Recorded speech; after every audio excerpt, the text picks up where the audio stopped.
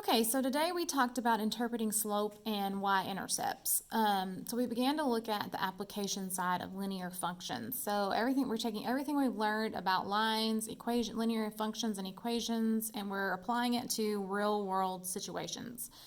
Something that actually makes sense that we would see in everyday life. So we started with this worksheet right here that does have a front and a back. So we did the side with the scissors on it together, and then you can complete the side with the bathtub on your own. You will tape this into your journal, and I'll show you how we did that in just a moment. But first, let's talk about this scenario. So it's talking about Adrienne. Adrienne's a hairstylist at a salon. She pays a monthly fee to rent a station at the salon, and the graph below represents her profit that she makes each month based on the number of haircuts she performs. So it's talking about profit based on number of haircuts. So we need to know what profit means in order to work through this situation. So profit is how much you make, how much you get to put in your pocket if you own a business after you've paid all your bills, paid everything that you need to pay for the month. Then what you make on top of that, that's your profit. That's what you can put in your pocket and spend on your own. So for instance, Adrienne has to first pay for her monthly fee to rent her station. So she needs to use the money she gets from haircuts to pay that first, and then after she pays that, then she'll start making profit. So that's what profit is. It's the money you have left over after you've paid everything else, all of your other expenses. So let's look at question number 1. It says if Adrienne does 21 haircuts, what is her profit? So 21 haircuts. So this is when it becomes important to look at the labels for your X and Y axis. So haircuts is here on the X axis, and profit is here on the Y axis. So it says if she does 21 haircuts, so that's the X axis. So we go over to 21 on the x-axis, and we go up to our line. There is a point there. It says, what is her profit? So we trace it back to the y-axis, and it says that her profit's going to be $150. Okay, and then it says, well, what's the slope of the line? So to find slope from a graph, we have to find 2 points. So you have to have 2 points to find slope from a graph. So we could pick any 2 points that we want. Here's one, and I see one right here. So maybe we want to use those 2 points. So we would rise up, and then we would run. So our rise would be from here to here. We would say, okay, so how much did we rise? Well, we need to look at the scaling. Our y-axis is counting by 50s. So we actually are rising up an amount of 50. So our rise is 50. And we want to do that over our run.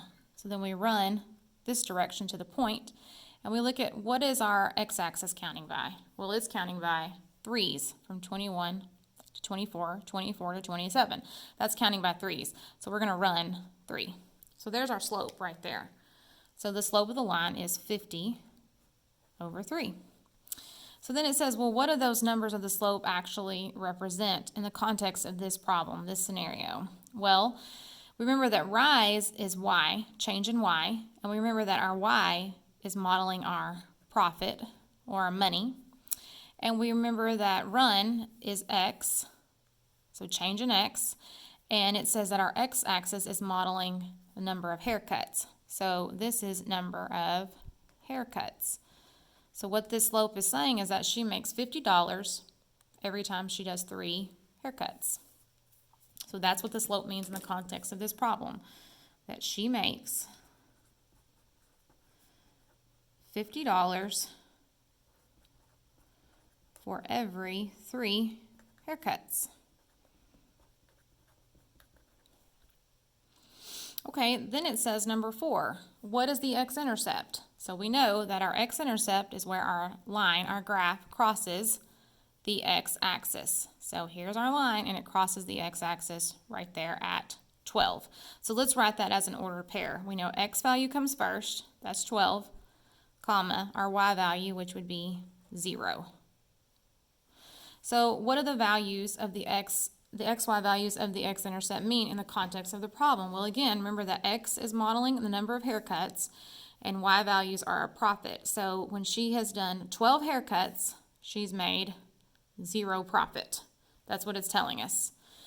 So we call this, like in business terms, when you are at a point where she's obviously done 12 haircuts. Does that mean she hasn't charged these 12 people to cut their hair? No, it doesn't. She has been taking in money. But we have to think, well, where did all that money go that she's made on these 12 haircuts? Well, it probably went to paying that fee, that monthly fee she has to pay to rent her station. So this is the break-even point. That's what we call this. So at 12 haircuts, she's finally broke even. She breaks even.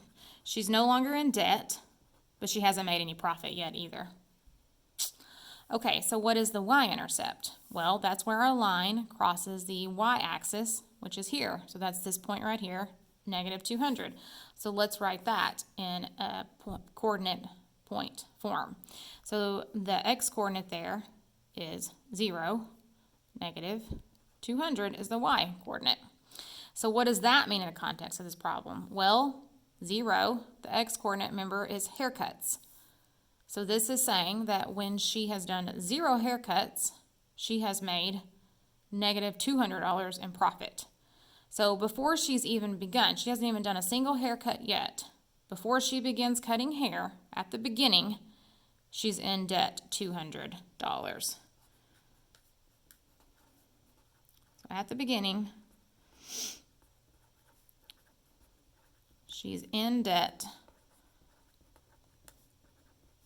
$200. So that $200 that she's in debt is probably what she had to pay the fee to rent her station. So that should make sense. If she's going to start cutting hair, she had to rent her station. She paid $200. She's $200 out of money. She's paid $200, so she has to begin cutting hair. And she had to cut 12 haircuts before she finally had enough money to pay back what she's already paid to rent her station. And she breaks even. Then she keeps cutting hair, and she's eventually going to make a profit, because we could see that after she'd done 21 haircuts, then she had made a profit of $150. So this is how you interpret slope and y-intercepts and x-intercepts in the context of a real-world problem. So try the one on the back on your own. This one is dealing with Billy Bob, and he's draining his bathtub. So it's a good one to look at. And let me show you how you're going to tape it into your journal. So this should be the notes you have before. So what we did is we just folded it. We just laid it in our journal like this. Let me see if I can zoom out a little bit. Okay, so we laid it in our journal, and then if you just put like a piece of tape right here, and then you can fold it over like that, and that way you can still close your journal with it in there. So, and you can lift it up and look at both sides of the page. All right.